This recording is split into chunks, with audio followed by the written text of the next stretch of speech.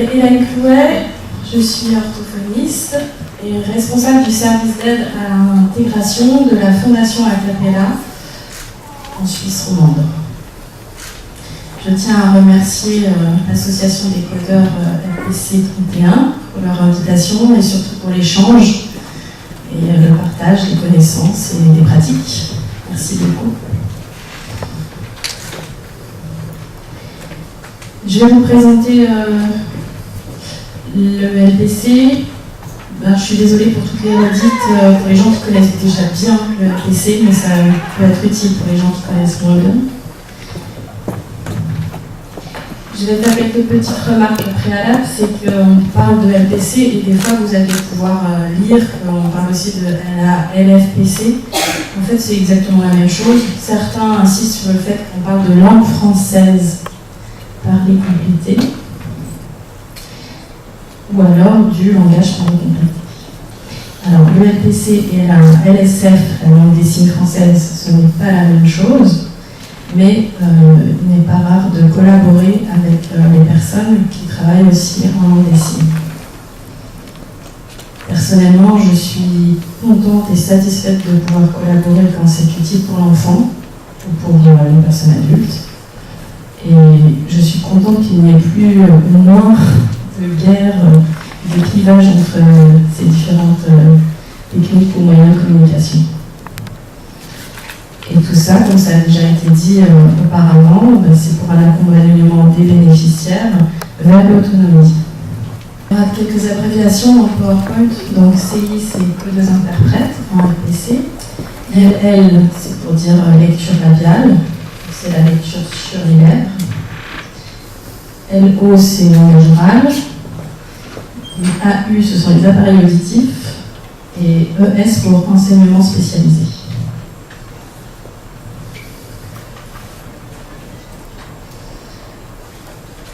Donc je vais vous présenter le LPC, la Fondation Acapella, pour laquelle Marie-Hélène et moi nous travaillons, et puis qu'est-ce que c'est que ce service d'aide à l'intégration, le SAI, qui fait partie de la Fondation Acapella.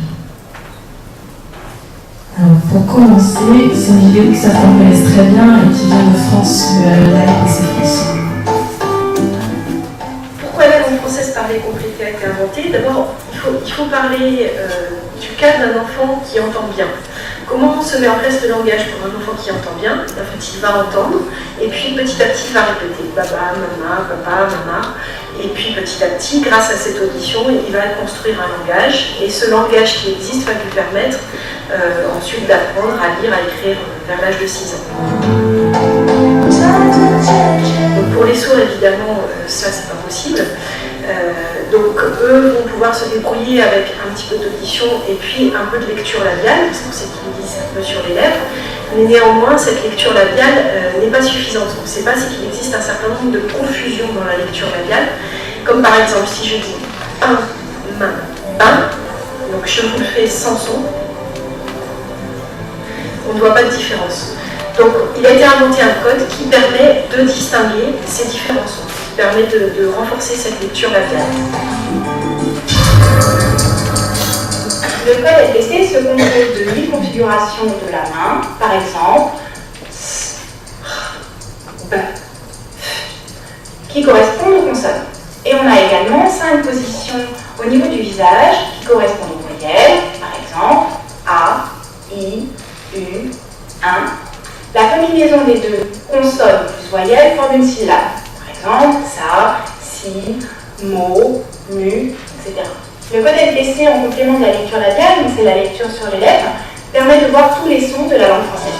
Le plaisir de communiquer avec l'enfant est total parce qu'en mettant de l'expressivité dans le visage tout en codant, toutes les émotions sont accessibles pour lui. La peur, l'énervement, la joie, le bonheur. Les jeunes se sont appropriés le code et l'utilisent maintenant entre eux d'une manière totalement naturelle et c'est un vrai plaisir. C'est un vrai plaisir de les voir échanger comme ça en code. Je m'appelle Séverine, j'ai 19 ans. J'utilise le code depuis mes 1 an et demi. En particulier la famille, les codeuses qui étaient présentes à tous mes cours la maternelle jusqu'à la dernière année de lycée. Les codeuses m'aidaient à comprendre le professeur, faire les exercices, suivre les cours. Nous sommes au stage d'été de l'ALPC. C'est un stage organisé pour les parents d'enfants sourds qui viennent bien sûr avec leurs enfants. Ce stage accueille également des professionnels de la surdité qui viennent pour donner des informations aux parents. Je suis moi-même formatrice d'un groupe de perfectionnement. Les séances de code auront lieu à raison de 2 séances par jour sur toute la semaine, soit une quinzaine d'heures de code environ. La langue anglaise est incontournable dans le parcours de scolarisation des élèves français.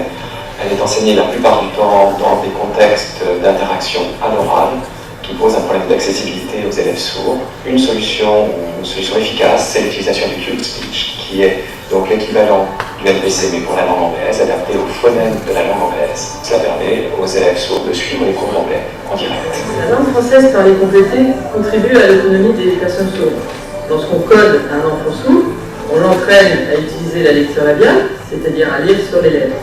Lorsqu'on lui code, on l'aide aussi à construire et à développer une langue française juste et riche. Je trouvais intéressant de vous montrer cette vidéo, déjà parce que ce sont des parents qui témoignent. Et nous, les professionnels, on a tout à apprendre aussi des parents qui sont les personnes qui vivent avec les enfants au quotidien. Donc, comme ça a été dit, le LPC, c'est une technique d'aide à la réception de la langue parlée. Et donc en français, en anglais, on le fait aussi en Suisse, en allemand. La Suisse, c'est donc un pays qui a 4 langues nationales. Donc, il est très utile que les interprètes sachent coder au moins en français et dans une autre langue. Et Marilène, par exemple, elle code dans ces 3 langues. Alors, les codes du LPC n'évoquent rien par eux-mêmes. Ils sont indissociables de l'image labiale qu'ils complètent. Si par exemple je fais ça, c'est ridicule parce que je peux pas bouger les lèvres et du coup c'est illisible pour quelqu'un qui va décoder. Alors le LPC, c'est une technique manuelle syllabique pour compléter les informations de la lecture labiale puisque celle-ci est imprécise. On s'est rendu compte qu'en français, si on ne parle pas du fait qu'il y a quand même aussi des récupérations avec les appareils, mais disons pour un sourd qui devrait vraiment lire sur les lèvres,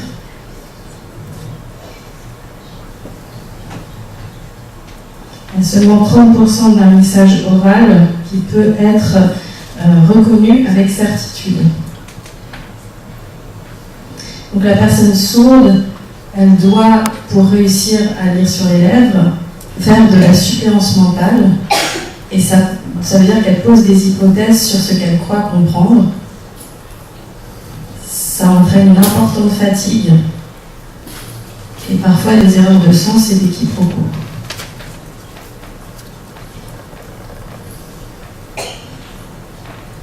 Donc le LPC, c'est un code qui permet de préciser la réception des phonèmes qui sont indifférenciés par la lecture labiale seule.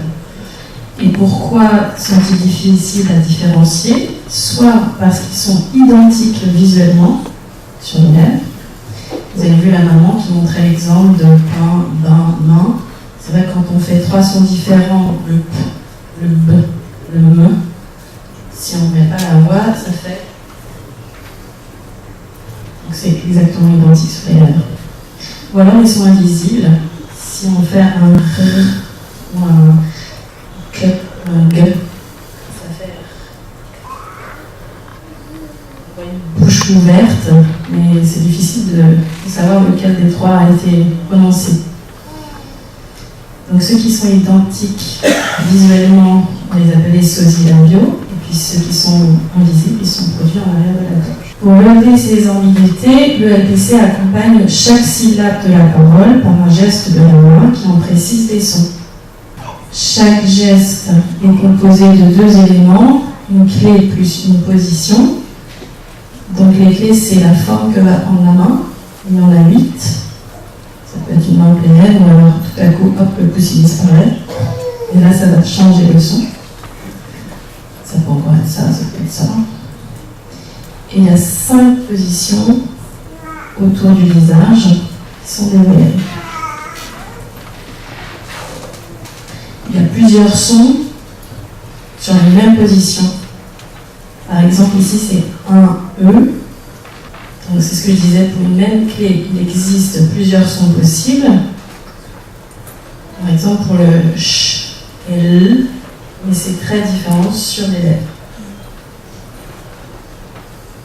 Avec la technique du LPC, tout ce qui est dit est rendu visible à la personne sourde.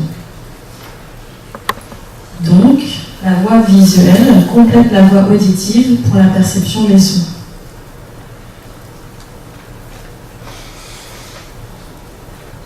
Et le pourcentage de prise d'information d'un message oral pour quelqu'un qui décode bien le LPC, il passe de 1/3 à peu près avec la lecture labiale seule à 100% avec le LPC.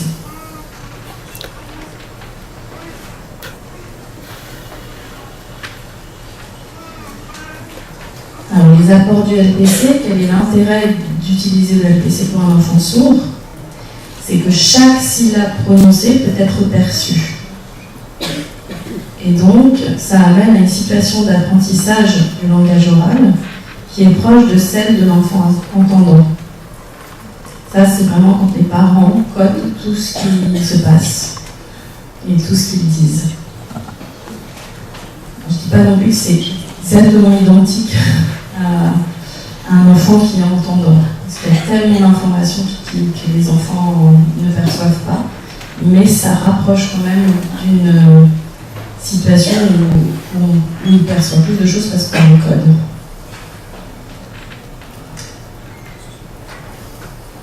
Ça permet d'acquérir des structures du langage oral au niveau morphosyntaxique et de développer le vocabulaire. Parce que très grande majorité des enfants qui présentent une déficience auditive ont un retard dans l'acquisition du vocabulaire. Et ça affine spontanément l'habilité de la personne sourde à la lecture labiale, ce qui entraîne une meilleure compréhension même si le LPC n'est pas présent.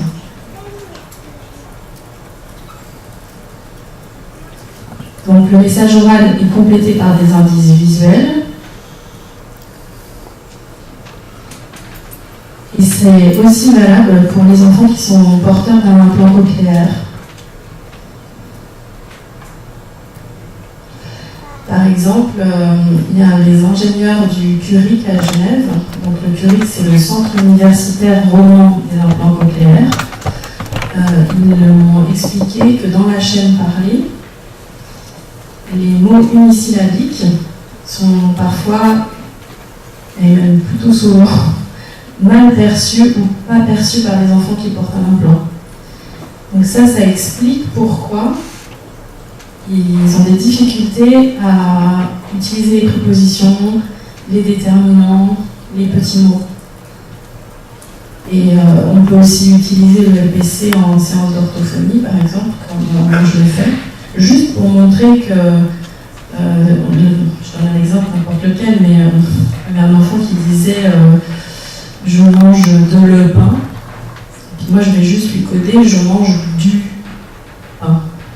Et rien que ça permet d'acquérir les structures de la langue. On peut tout coder aussi, hein, mais c'est pour insister sur le du.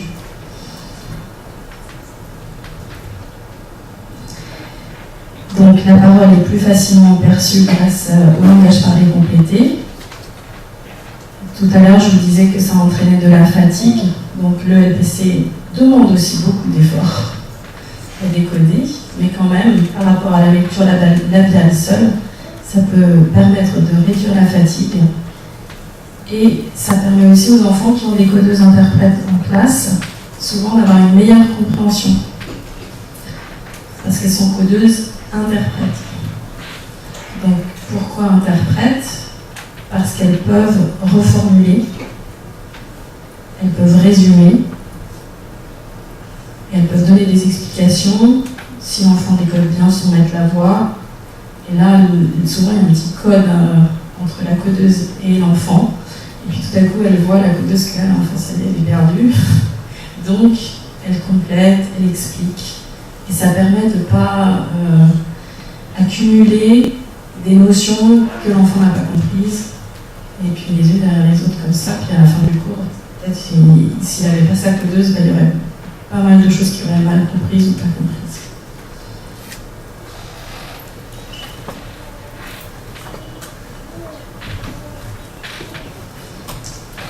Donc, vous avez compris, 100% du message oral est codé. C'est très important pour les mots nouveaux, les néologismes, les noms propres, les articles, les prépositions, etc. Et quand on s'adresse à un enfant avec le LPC, on ne fait pas forcément de simplification de phrases. On lui parle comme on parle en français. Donc on n'adapte pas la structure. Ça lui permet d'avoir une structure du français la plus correcte possible.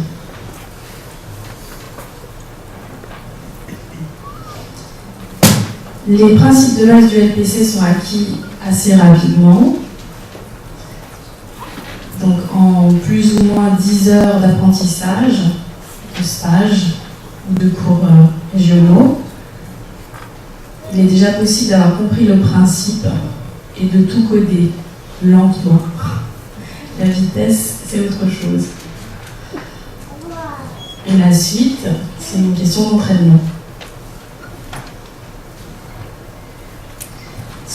La majorité des enfants malentendants ou sourds ont des parents entendants. Et les familles entendantes, souvent, elles souhaitent communiquer avec leur enfant, et c'est pour ça qu'elles souhaitent transmettre leur langue. Comme des sourds signants souhaitent aussi transmettre leur langue. Donc le LPC, ça permet de communiquer dans la même langue que celle utilisée avec les autres membres de la famille. Donc ça permet la transmission de la culture familiale. Et on peut le faire de manière adaptée à son âge. Un parent qui apprend la surdité de son enfant assez jeune, tout petit, à la naissance, quand il a quelques mois, il n'est pas obligé de se dire voilà, je ne sais pas coder, c'est pas grave, parce qu'il peut coder vraiment doucement, il peut coder juste des petits mots, il peut coder le babillage. Et en fait, le parent et l'enfant font des progrès comme ça ensemble.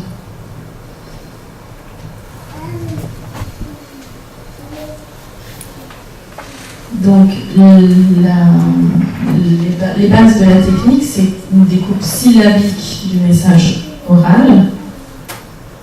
Donc, comme vous le voyez aussi sur exactement le même panneau là-bas, avec les positions des voyelles. Et puis, il y a l'exemple ici du mot galoper, qui comporte 3 syllabes. Et chacune est composée, dans cet exemple-là, d'une consonne et d'une voyelle. Donc, ça fait ga, lo, et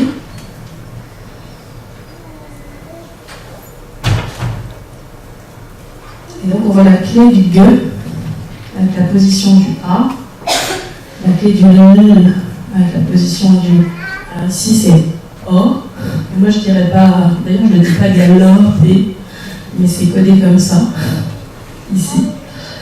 Parce qu'on code en fonction de sa façon de parler, de son accent de terroir. Et puis, P. On enchaîne galopé. Alors, l'intérêt du LPC aussi dans l'éducation précoce, c'est un de nos chevaux de bataille. Et c'est pas facile de faire entendre raison aux professionnels de la surdité en général que c'est vraiment utile et pas suffisamment développé d'utiliser le LPC avec les enfants quand ils sont tout petits.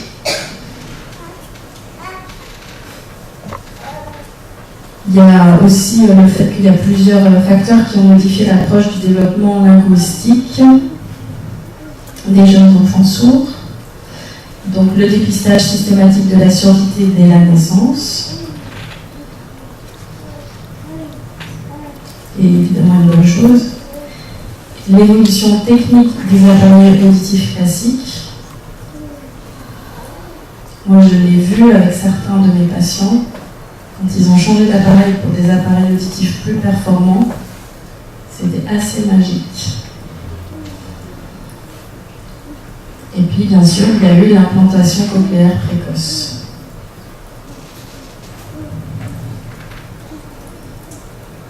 Dès son plus jeune âge, l'enfant sourd tire un bénéfice du LPC. La première vertu pour moi du LPC, c'est qu'il porte l'attention sur le mouvement des lèvres. Et donc ça permet l'éducation du regard aux praxis. Donc les praxis sont des mouvements.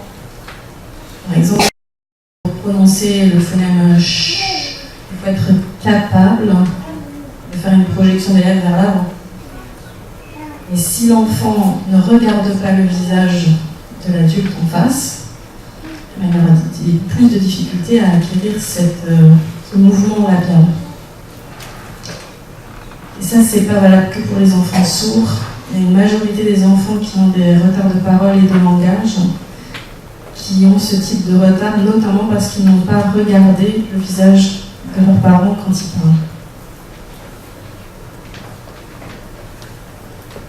Et si les parents, comme je le disais tout à l'heure, débutent le code en même temps que le bébé, leur rythme de codage,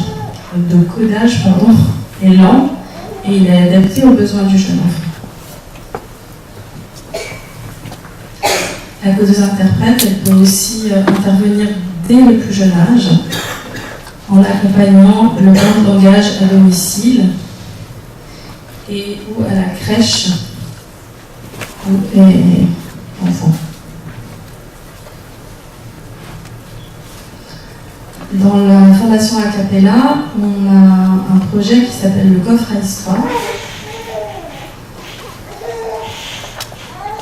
Donc ça permet la fréquentation, ce coffre à histoire c'est pour l'enfant sourd et les autres élèves de la crèche qui sont ses pairs.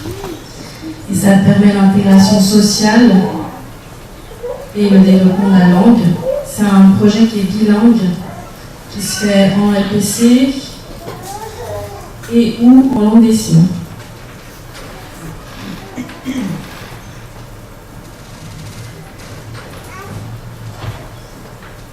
Et puis pour les pères entendants, c'est aussi bien d'avoir un copain qui est différent. Ça permet d'apprendre que voilà, on n'est pas tous pareils et que certains enfants entendent moins bien, mais que du coup on peut entendre des histoires. Donc le public cible du coffre à histoire, c'est pour les enfants qui sont âgés de 2 à 6 ans et qui fréquentent une structure d'accueil de la petite enfance ou une classe, et chez nous on dit en première ou deuxième Armos. Alors je vais faire un gros effort pour traduire ça en français. Maternelle, petite et grande section maternelle. Moyenne et grande section maternelle. Voilà. Donc c'est pour cet enfant sourd, et puis ses camarades entendants, et puis les éducateurs ou les enseignants.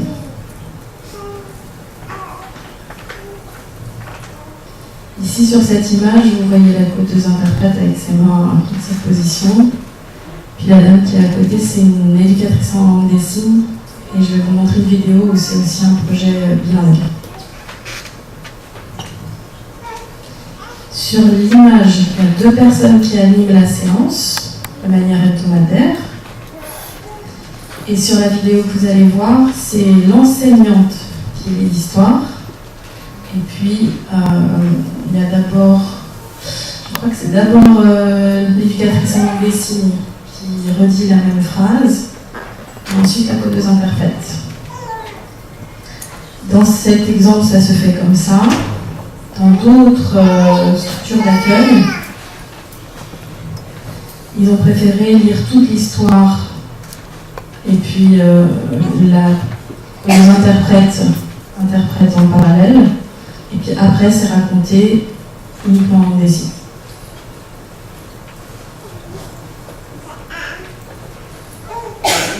Donc voilà un exemple qui date de de février 2017. Un petit rituel au début pour que ça commence avec la pâte à musique.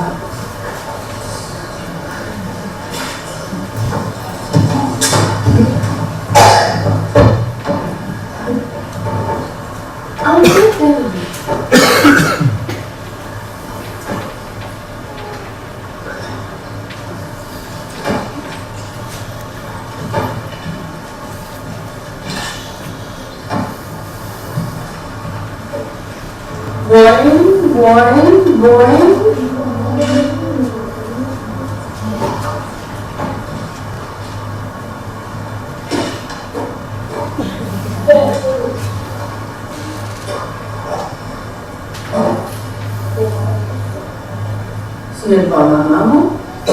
Ma maman, elle a des oreilles pointues comme ça. Ok, je vois, s'exclame Devine. Suis-moi.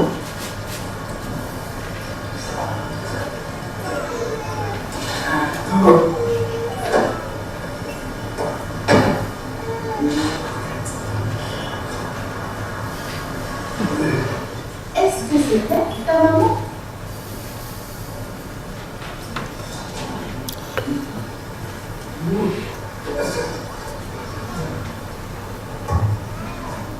Voulez-vous monter dans le grenier, manger quelques biscuits?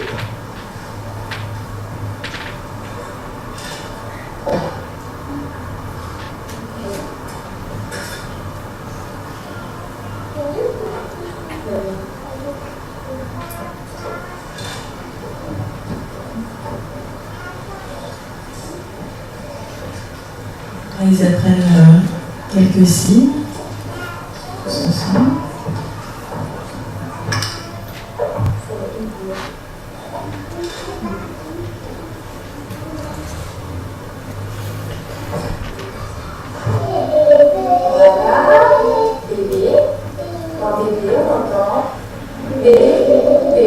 Ils font le même travail avec l'école.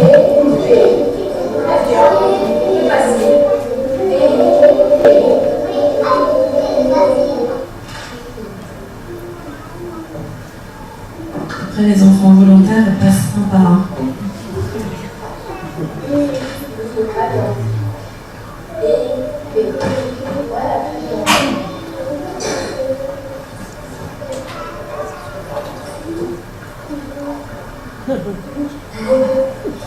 Plus facilement laisser faire.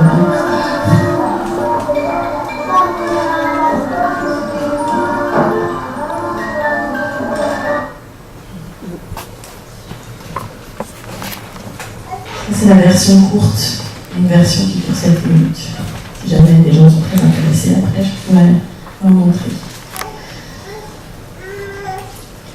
Donc l'essai, vous l'avez compris, ce n'est pas que pour les tout petits, c'est aussi pour les enfants qui sont en classe primaire. Alors le temps d'intervention des codeurs-interprètes en LPC augmente progressivement en fonction du niveau de décodage des enfants. Et au début, en classe primaire, on peut mettre seulement 2 périodes, ou alors 4 à 6 périodes.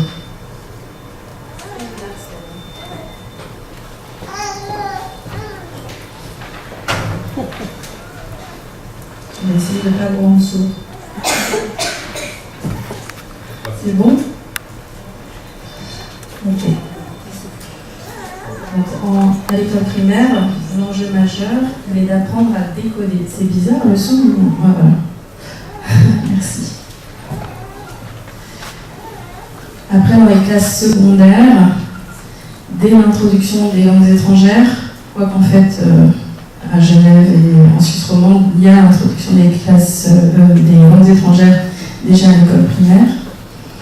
Il y a 10 à 20 périodes de LPC qui peuvent être mises en place, parfois même ça augmente encore plus, 24 périodes, selon les besoins de l'élève.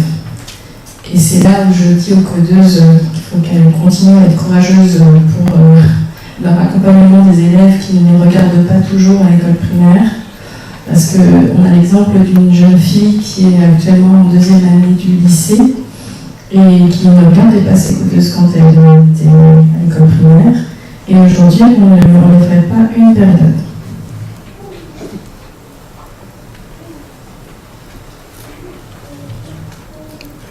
C'est bon ? Alors, je vais rapidement vous présenter la Fondation Acapella. Elle a été créée en décembre 2000 et elle a une mission et des statuts. Donc, c'est une institution de droit suisse dont le siège est à Genève. Elle est présente dans toute la Suisse romande. Donc là, on parle la langue française. Elle commence un tout petit peu à travailler aussi en Suisse allemande. Elle est sans caractère politique ni confessionnel et sans but lucratif. Et elle est reconnue d'utilité publique.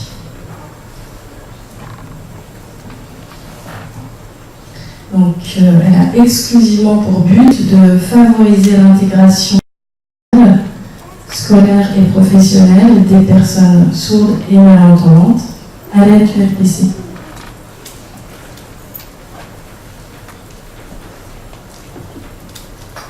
Dans la Fondation Acapella, au départ, donc, il n'y avait pas de fondation, il y avait juste la LPC, qui est une association de parents comme Jumeaux. Et il y avait de plus en plus de bénéficiaires. Donc il a été nécessaire de professionnaliser l'accompagnement. Donc en 1991, c'est l'ALPC qui a mis en place le service d'aide à l'intégration sur un mandat de l'OFAS.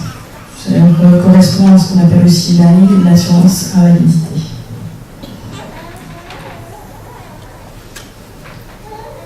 L'assurance invalidité, c'est l'organisme qui paye les prestations de codage d'interprétation pour les élèves à partir du lycée jusqu'à l'âge adulte. Et avant, c'est le secrétariat à la pédagogie spécialisée.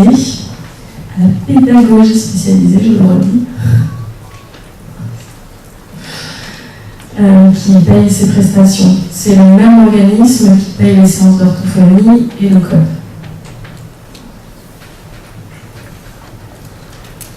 Donc en 2000, ce service a été repris en même temps que la Fondation Acapella a mis en place ce service, mais il existait déjà du temps de la FPC. Donc la mission du SAI, du service d'aide à l'intégration, c'est d'offrir des conseils et du soutien aux personnes sourdes.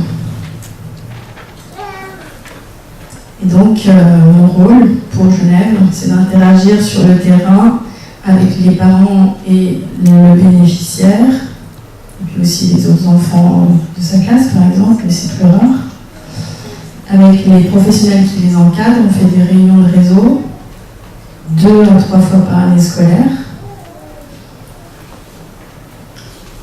Au début de l'année scolaire, on peut faire des informations sur l'IT, comme vous, j'imagine. Et puis on a une petite brochure qui s'appelle Un élève sourd dans votre classe. Et c'est une brochure qui est distribuée aux enseignants qui accueillent un élève sourd dans leur classe. Parce que c'est pas si facile que ça pour un enseignant de comprendre en quoi l'élève est particulier.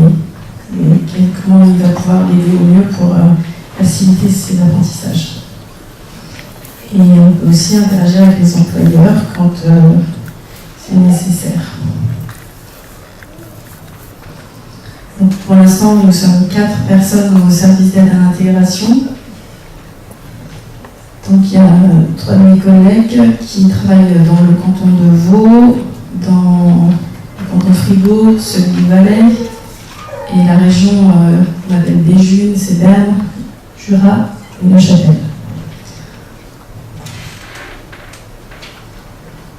En fait, l'idée, c'est qu'on soit le plus proche géographiquement des bénéficiaires qui font appel à nous.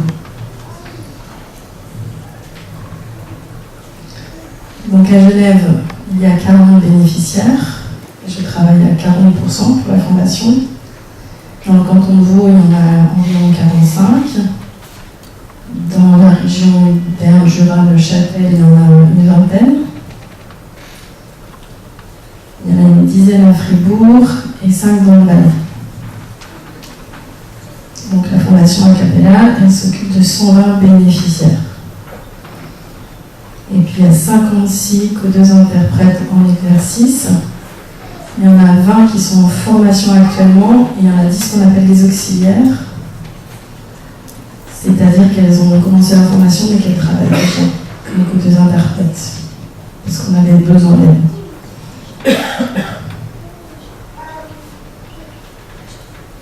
Donc on a comme partenaire la LPC.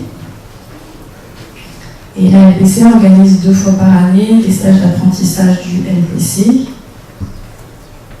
Et là, il y a 200 à 250 personnes qui viennent donc à Villars-sur-Olon pour apprendre le LPC.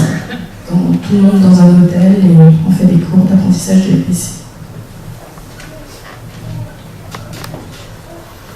Et la deuxième association partenaire, c'est l'ASCI. C'est l'association suisse des codeurs interprètes en LPC.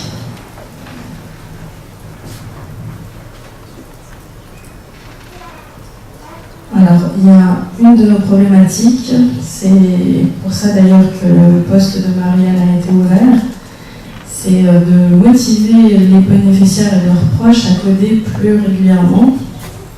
Parce que le constat, par exemple, à Genève, là j'ai détaillé vraiment en fonction des âges et puis de la scolarité, donc tous les bénéficiaires qui sont à Genève.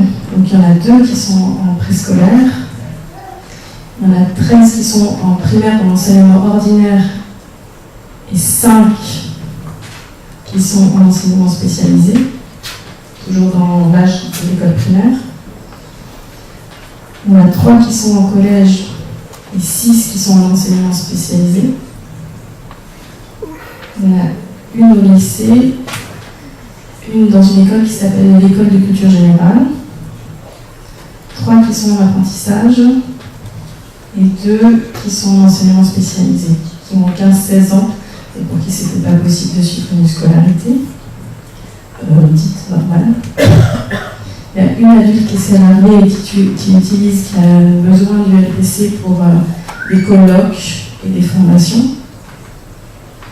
et 3 adultes qui sont en recherche d'emploi.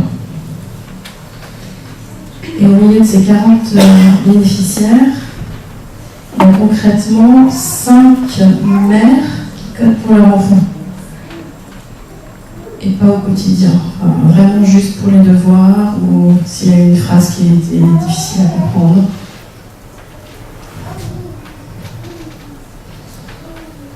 Donc nous, ce qu'on a essayé de trouver comme moyen pour motiver les gens, c'est bien sûr, vous appelez ça entraînement, c'est très bien, entraînement. Nous, on les appelle les cours régionaux. Donc, c'est tous les 15 jours. Et pour l'instant, il y a 6 participantes. Beaucoup plus globalement, ça se retrouve tout le temps. C'est qu'il y a beaucoup de mamans qui vont coder et très peu de papas. Alors, il y a 3 mères d'enfants sourds et 3 professionnels qui sont dans ce groupe.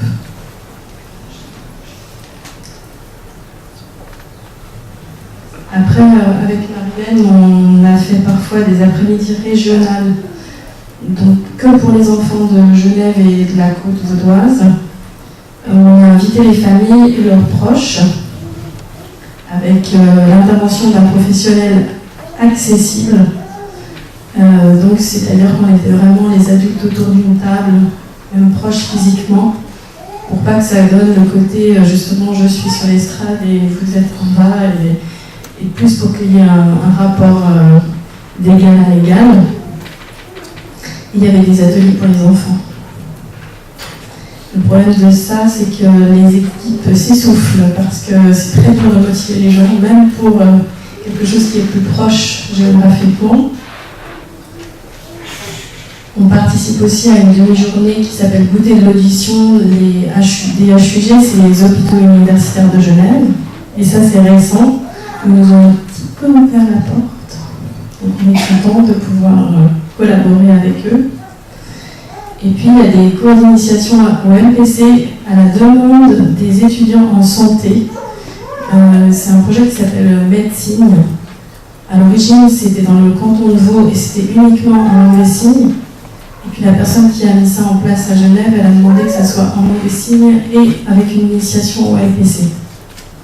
Donc il y a des futurs médecins, des personnes qui sont en soins infirmiers, pharmacie, etc., qui sont intéressés pour apprendre une langue des signes, en tous les cas les rudiments, qui concernent la médecine, et puis le code. Et au moins ils sont au courant que ça existe, parce qu'il y a tellement de gens qui ne savent pas que le LPC existe. Voilà, c'est terminé. Et si vous voulez poser des questions, ou si vous voulez me parler de toutes les bonnes idées que vous aurez pour motiver les gens.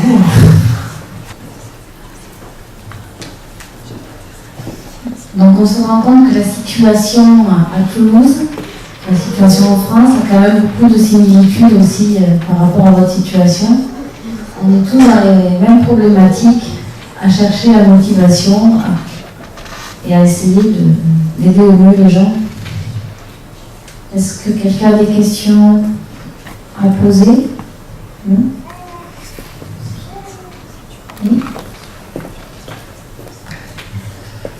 Merci déjà. Ça me fait bizarre. Merci. Je suis curieuse de savoir, en Suisse, donc vous avez 3 langues, 4.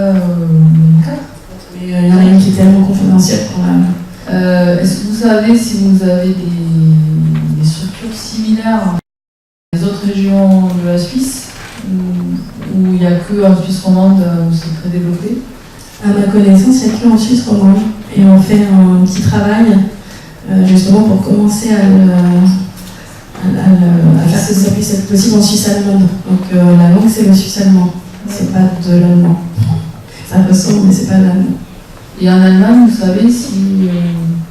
Par curiosité... Oui, non, je ne sais pas bien. Je sais qu'il y a certains services qui existent en Angleterre, mais je ne suis pas hyper calée dans ce qui se fait en Europe.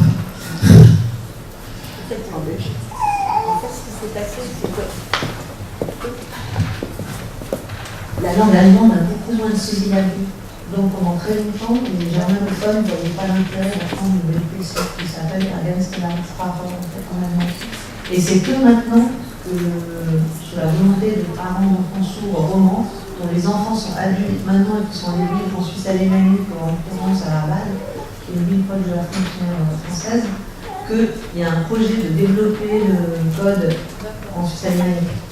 Alors on est en train de discuter parce que jusqu'à présent, on a une version un peu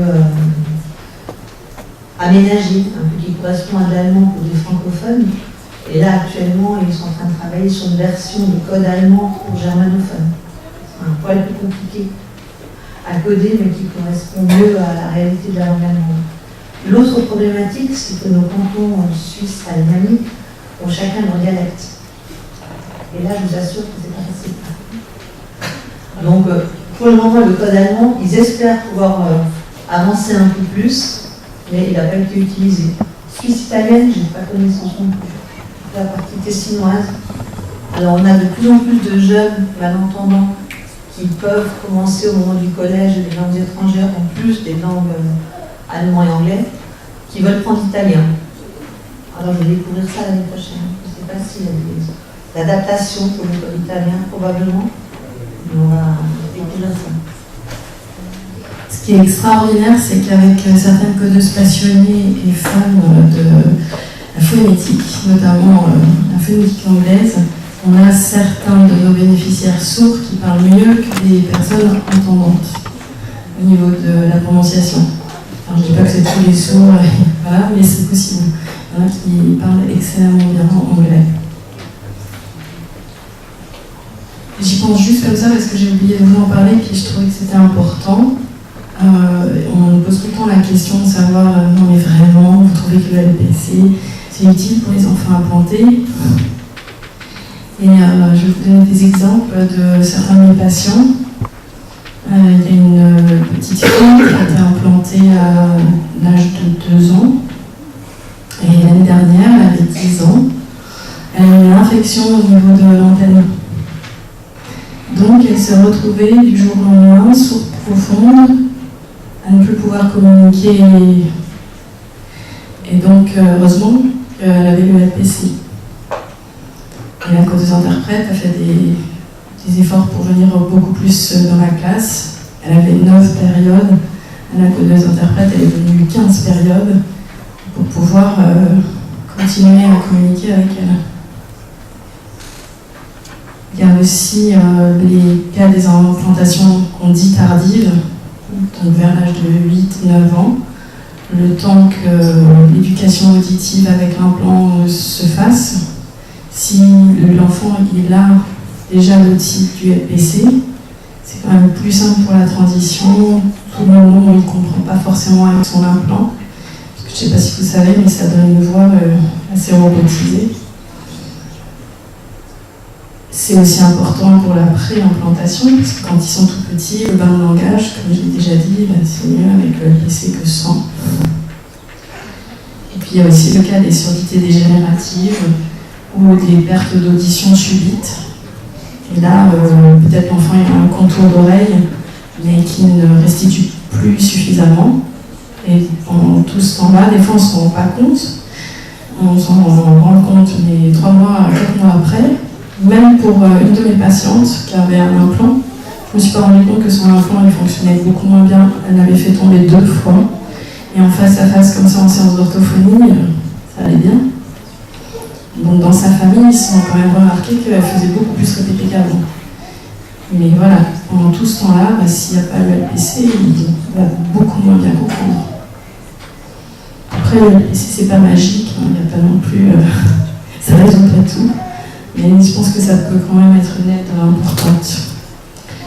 Et une dernière chose que je voulais dire, c'est quand on parle des surdités légères, il y a tellement de... Il y a même des codeuses qui disent non, mais c'est une surdité légère, il entend tout. Et puis, je sais pas, moi souvent je fais le lien avec la déficience intellectuelle. Quand on parle de déficience intellectuelle légère, c'est déjà pas pareil que quotient intellectuel normal. Donc quand on parle de déficience auditive moyenne, si vous pensez à une déficience intellectuelle moyenne, vous voyez un peu comme les termes sont quand même pas si bien choisis que ça. Et pour des enseignants qui connaissent pas grand-chose à la surdité et puis on ne peut pas leur en vouloir, la surdité légère, ça veut dire non, mais en fait il entend tout, il comprend tout. Alors qu'en fait, c'est pas forcément le cas. Et l'exemple concret, c'est un frère et une sœur. La sœur, elle a une surdité moyenne à sévère. Elle n'a pas été détectée avant l'âge de 4 ans et demi. Elle a développé le langage alors qu'elle était dans un environnement bilingue. C'est vraiment la majorité chez nous. Et son petit frère, qui lui avait une surdité que légère, alors que lui, il a été diagnostiqué dès la naissance. Il n'a pas développé le langage aussi bien qu'elle, en tous les cas au départ. Aujourd'hui, ils vont très bien tous les deux. Et il s'est mis à répéter à partir du moment où j'ai utilisé le LPC. Voilà pour la petite anecdote.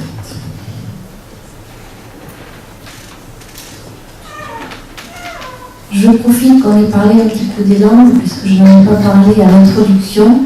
Mais voilà, je veux vous dire que sur Toulouse, nous utilisons aussi le QSpeech, qui est le code pour l'anglais, puisque une grande partie des enfants utilisent bien le LPC, et du coup, pour leur permettre d'accéder complètement à la langue anglaise, les codeuses de Toulouse peuvent utiliser le QSpeech, et nous avons proposé dans cette année une initiation à Toulouse pour que les parents, les professionnels puissent se former, et également ceux qui souhaitent peuvent participer au stage de la LPC de cet été pour se former.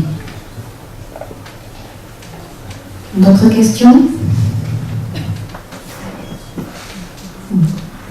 J'ai un dernier matériel dont j'ai oublié de parler. Ce sont des gommettes. Donc ça se présente sous la forme. Ça, ce sont des gommettes géantes. Donc juste un gros paquet comme ça. Et à l'intérieur, il y a. Je vais devoir lâcher le micro, je crois. Donc ça, c'est pour l'apprentissage du LPC. Il y a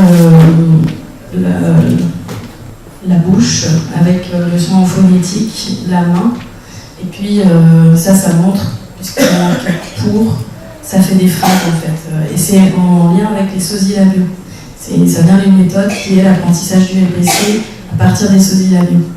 Donc ça c'est intéressant pour certaines codeuses qui travaillent dans des groupes d'apprentissage du LPC. Et puis pour les jeunes enfants qui commencent à apprendre la lecture, la Fondation Acapella elle a fait des brochures comme ça qui correspondent à des méthodes d'apprentissage de la lecture. Et puis il y a des gommettes, parce que les enfants adorent coller les gommettes. Et tous les autres enfants de la classe peuvent aussi avoir le même matériel que l'enfant sourd. Donc ça permet aux autres enfants de la classe d'apprendre aussi un peu des rudiments du LPC. Et puis voilà, ils détachent leurs gommettes comme ça. Puis, en général, c'est un matériel qui plaît bien aux enfants. Il y a des petites gommettes et puis des grandes, comme ça. Et c'est pratique aussi en séance d'orthophonie, mais je fais beaucoup de découpage. Parce que des fois, ça ne correspond pas à ce que je veux pour l'enfant. Et on est en train de développer un nouveau matériel de gommettes où là, tout pourra être précis. Il y aura une main avec un fond transparent qui pourra venir sur un visage. Et on essaye aussi de développer les bouches. Parce que jusqu'à présent, les bouches étaient neutres. Voilà. Cette fois-ci, j'ai vraiment fini. Oui.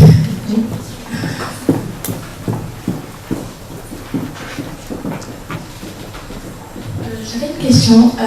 L'association de la langue de signes et le LPC n'a pas des meilleurs résultats en termes d'acquisition du langage, du coup, qu'on diagnostique la solidité de l'enfant, au lieu du LPC seulement. Du coup, l'association LPC et LSF n'a pas des meilleurs résultats. Je ne sais pas. Je ne sais pas, non. Si c'est... Moi, je trouve ça bien quand un jeune sourd peut avoir les deux outils. Mais est-ce qu'on a... Je crois qu'il n'y a pas d'études. C'est déjà tellement rare qu'il y ait ou la langue des signes ou le LPC. Et quand en plus il y en a un qui a la chance d'avoir les deux, voilà, c'est... La LSF, ça permet d'avoir une représentation. Donc, du coup, ça permet d'avoir les deux sens. Oui, le sens visuel et le sens sémantique, la partie sémantique. Oui. Disons que la GMF, c'est plutôt utiliser ça, soit en éducation précoce comme vous l'avez vu, soit en enseignement spécialisé. Mais après, moi, pour l'instant, je ne connais pas de jeunes qui aient les deux modalités en école ordinaire. Juste une question.